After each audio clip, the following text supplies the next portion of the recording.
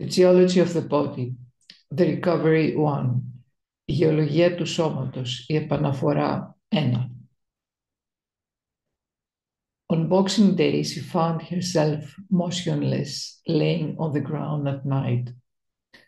The cold wrapped her, and the rain, and the mud that followed. A lot of mud, and the spring wind, and the scorching sun, and the heat, and the autumn breeze, and then again the cold and the snow.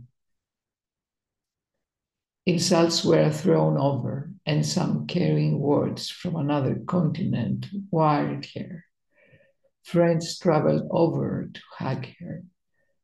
Her skin hardened, it cracked here and there, her thinking an aggregate of minerals.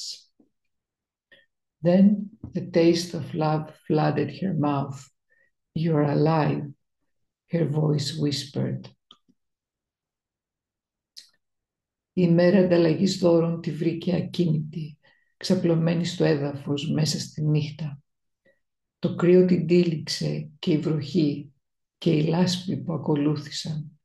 Πολύ λάσπη και ο ανοιξιάτικος άνεμος και ο καυτός ήλιος και η ζέστη και η φθινοπορεινή δροσιά και μετά πάλι κρύο και χιόνι. Προσβολές έπεσαν πάνω της και κάποια λόγια φροντίδας από μία άλλη ήπειρο την περιτύλιξαν.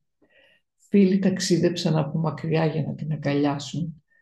Το δέρμα της σκλήραινε, σκιζόταν εδώ και εκεί η σκέψη της μια συνάθρηση ορυκτών.